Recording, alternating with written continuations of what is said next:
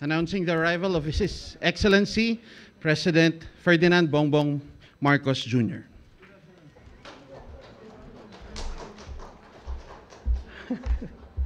Uh, yeah, I'll take this off para you can hear me properly.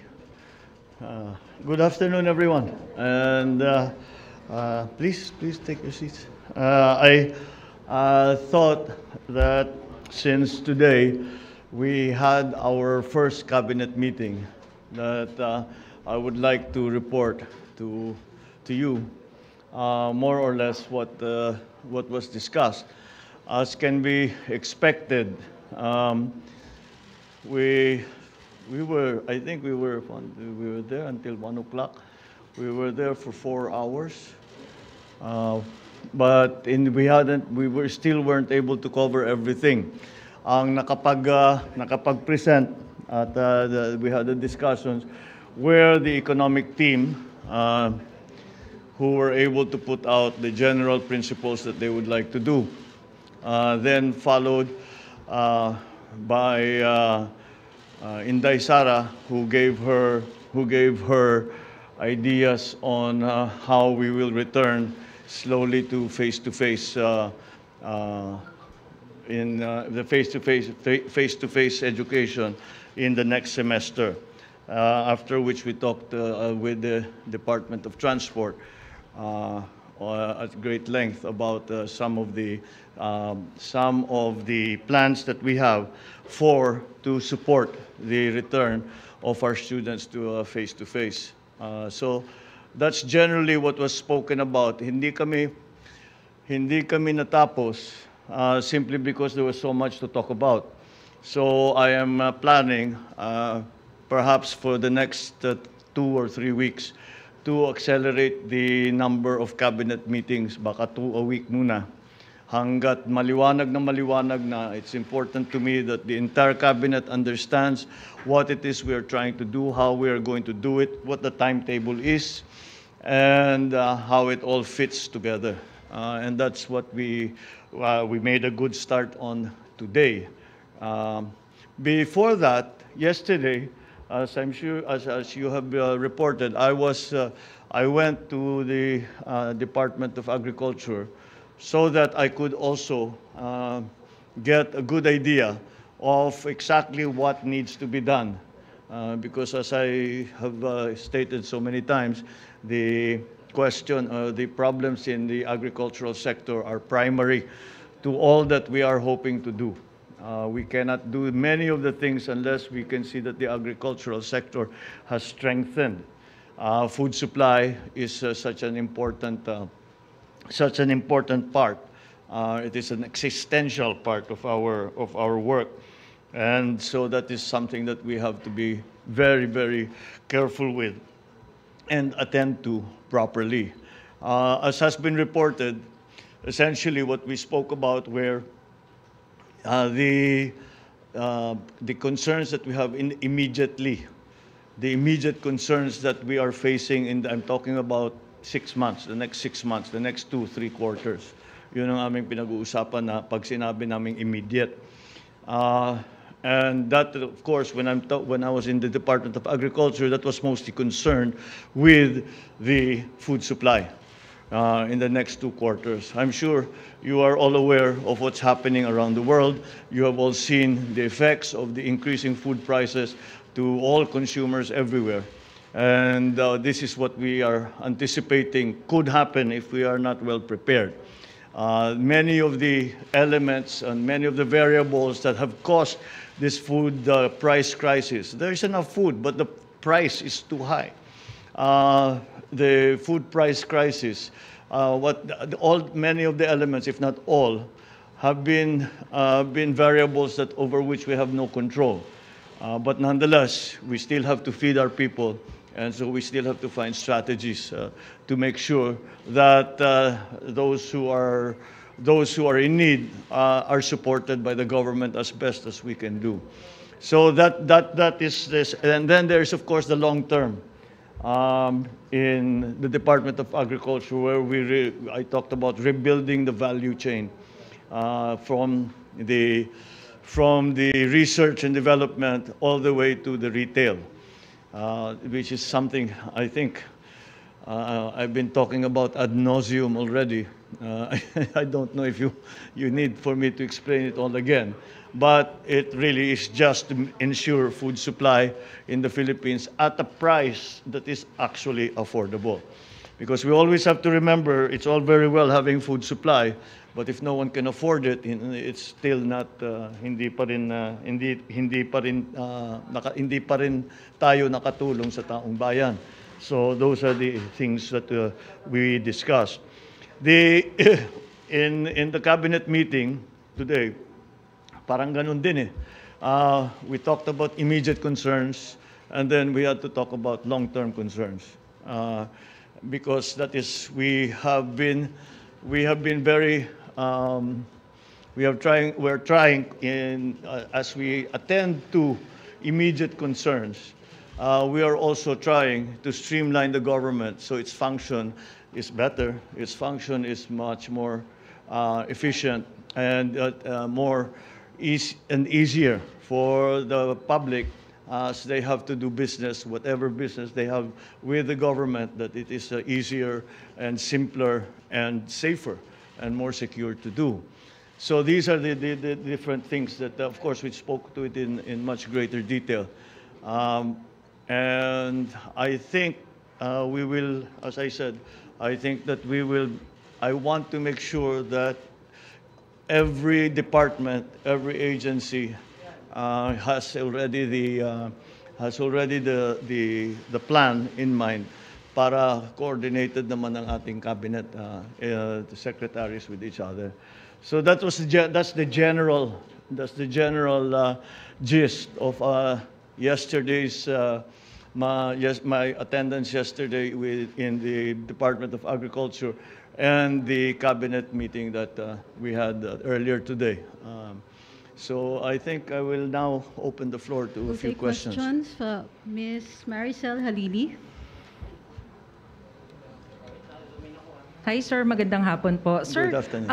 May we know kung ano po yung most important marching order ninyo to all the cabinet secretaries following the first cabinet meeting earlier?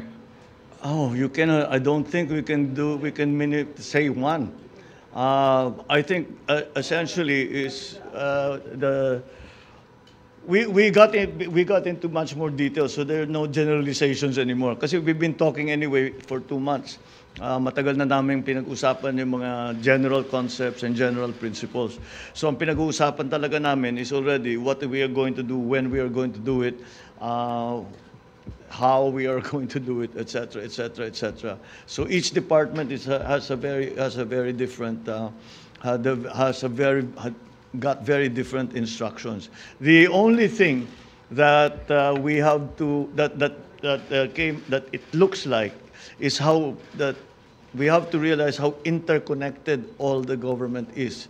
That everything that's done on one hand affects the government in another place. Sometimes not to its advantage. So we have to be careful about doing all of that properly.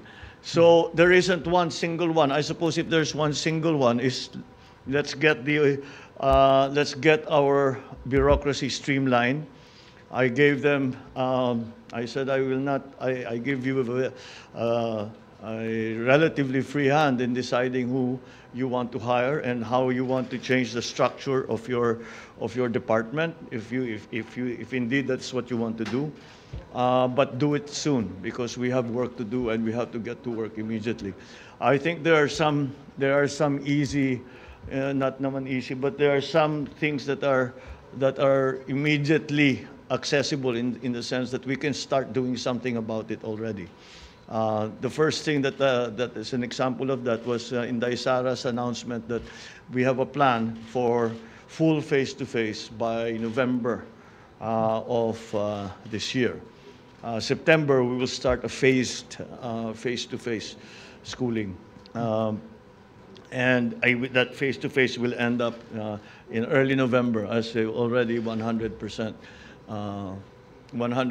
attendance ng mga bata. Kasama dyan, we have to talk about also vaccination, et cetera, because there are going to be some issues that will be raised. So, as usual, I guess if I'm going to single out one instruction, that quickly, let's get this done quickly. As usual, we're nagmamadali. Of course, we're careful, but we're always in a hurry because we have to get much done in very little time. Sir, on other issue, are you going to have a meeting, sir, with Chinese Foreign Minister Wang Yi?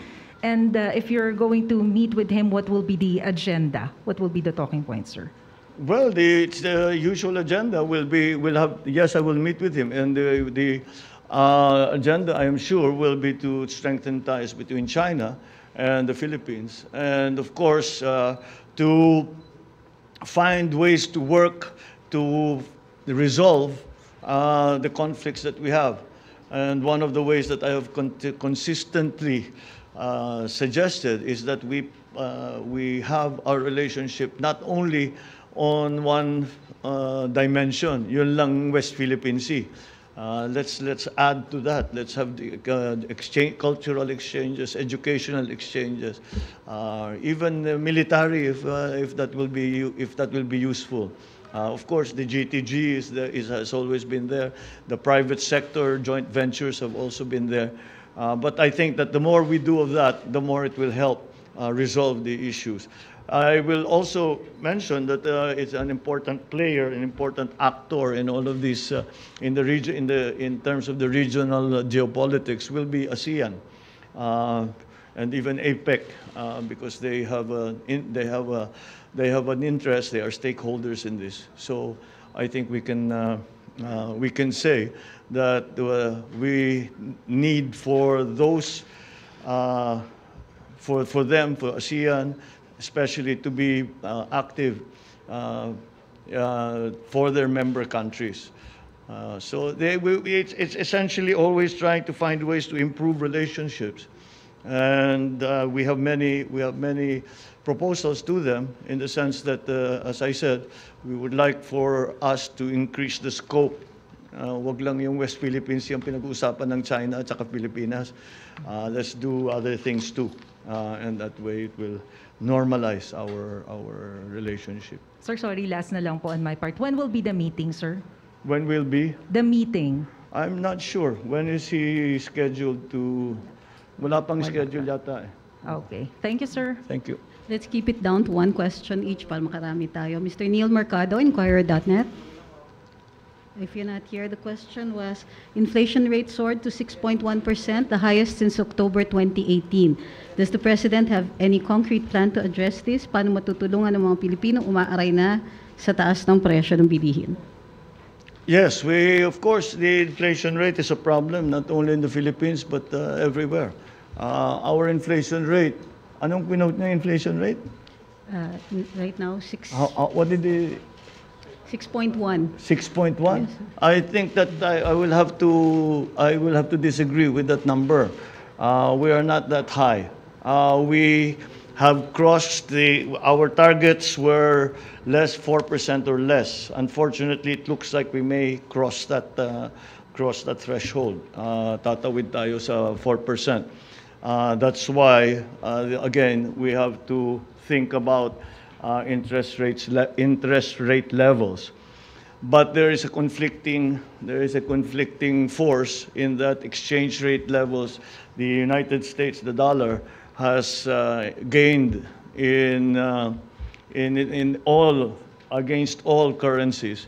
So the dollar has gained against all currencies. The specific effect is that it actually will start to be part of it will be part of the components of the inflation. So we are having to be careful because essentially our economic policy right now, our monetary policy right now is essentially to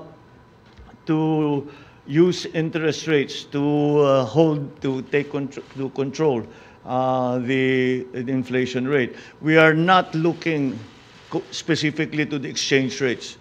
now. What we are talking about, what we are specifically talking, what we are targeting is the inflation rate. So that's what we are doing. The increase in commodity prices are again something that happens. That the forces that have pushed the commodity prices up are again beyond our control. Much of our inflation is actually imported inflation.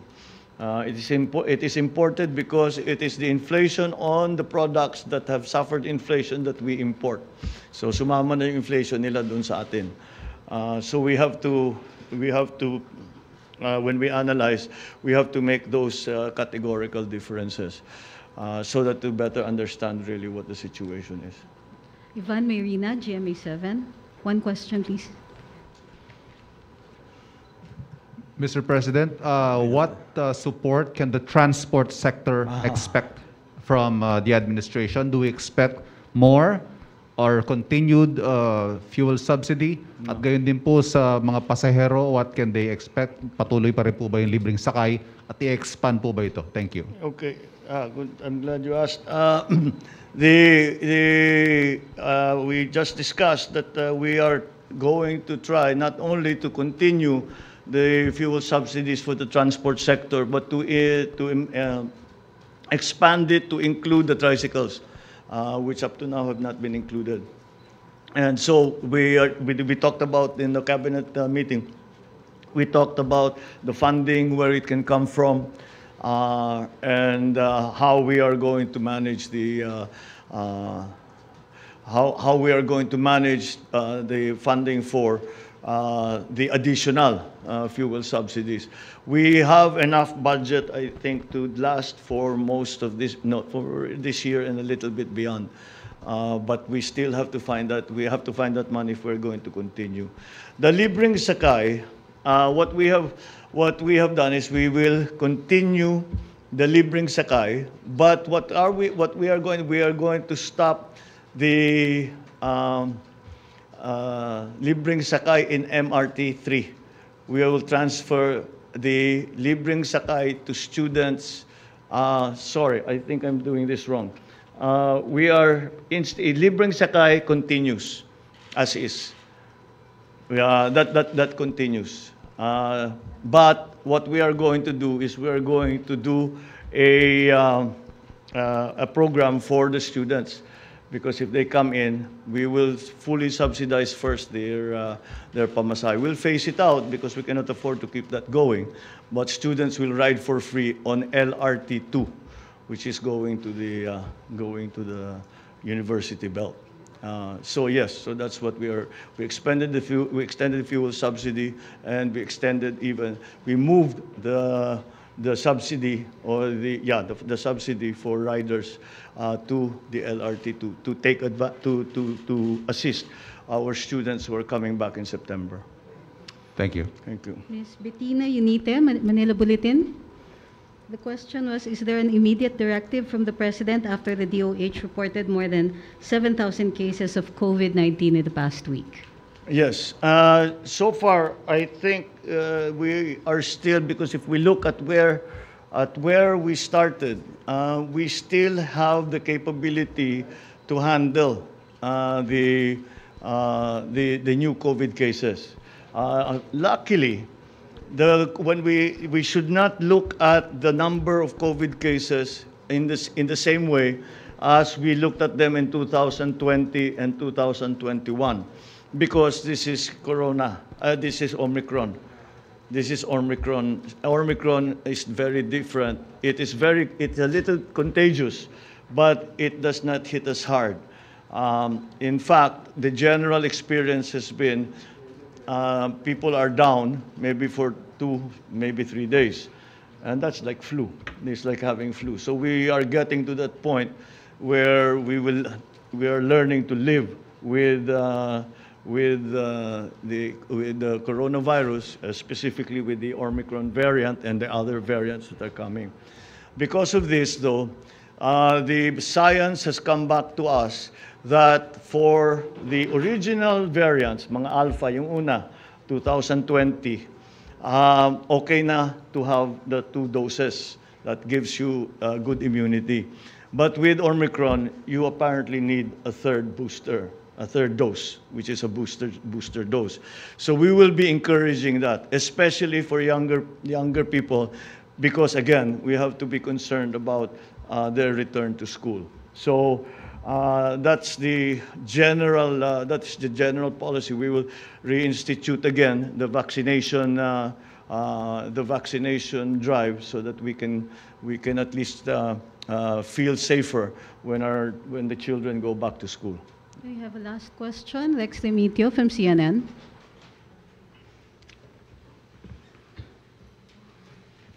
Mr. President, magandang hapon. Good afternoon. Okay, let's go to agri, no? To? Agriculture. Yes. So I understand that your desire is to lower prices of food, right? So are you inclined to approve additional import volumes for rice, chicken, sugar, to bring down prices? And if you have any indicative volume that you're looking at? It has been used, importation has been used as a price stabilization measure. I don't think that is the primary reason for the importation that we'll do now. As a matter of fact, we are going to try. No, I think we will do it in the Department of Agriculture to boost production of rice and corn in the coming 2 quarters, hanggang Pasko, until after Christmas. Again, because there are several reasons for that. The reasons because we would prefer not to import. We would prefer to import as little as possible. So we should increase our own production of rice and corn. Corn especially became very important because the feed wheat that we were importing, na-cut off ang supply natin. So we have to substitute it with corn. This season, the corn growers were able to come together and provide sufficient feed for the broiler production. But we still have to increase production of corn to ensure that supply, because there's corn for food and there's corn for feed. So if we are able to increase production sufficiently, then hopefully the importations. We really do not want. It's not really an import substitution measure. It is a strategic food supply measure. But of course, if it's nagkaka-import substitution, that's not necessarily a bad thing. So that's the plan. Ang sa protein side, yun medyo tayo pilit tayo, because when it comes to pork, yung ASF talaga natin hindi natin makontrol for various reasons. So we still have to import a lot of the pork products, not necessarily but on the broiler side, for the chicken production, broiler production, we will also still have to import, because nagka-problema na naman tayo sa feed. Nagkaka-problema na naman tayo sa food supply nung mga and yung production natin is not sufficient again. And that's why this is really the reason. If you look at it, our production is not sufficient in palay, it's not sufficient in corn, it's not sufficient in livestock, it's not sufficient in fisheries. That is why I made agriculture the highest priority of everything that we are doing. Because you cannot build a strong economy unless you have a foundation of a robust agricultural sector, which assures food supply, even in emergencies. And that's what we're working towards. Yan yung mga long term.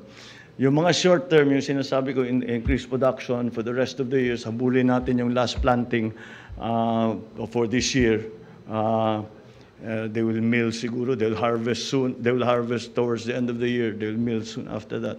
So baka mahabol natin yung food supply problem doon. But still, those are short-term solutions. We need long-term solutions that can take care of this problem. We no longer take care of the symptoms, we take care of the disease.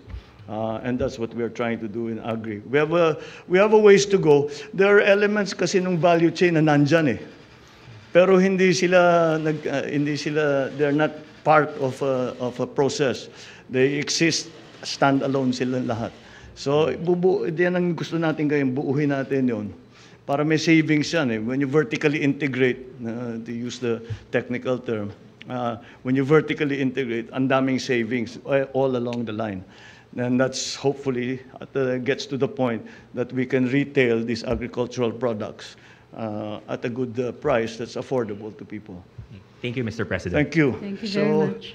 Thank you all very much. I hope we were able to answer at least some of your questions. Maraming salamat.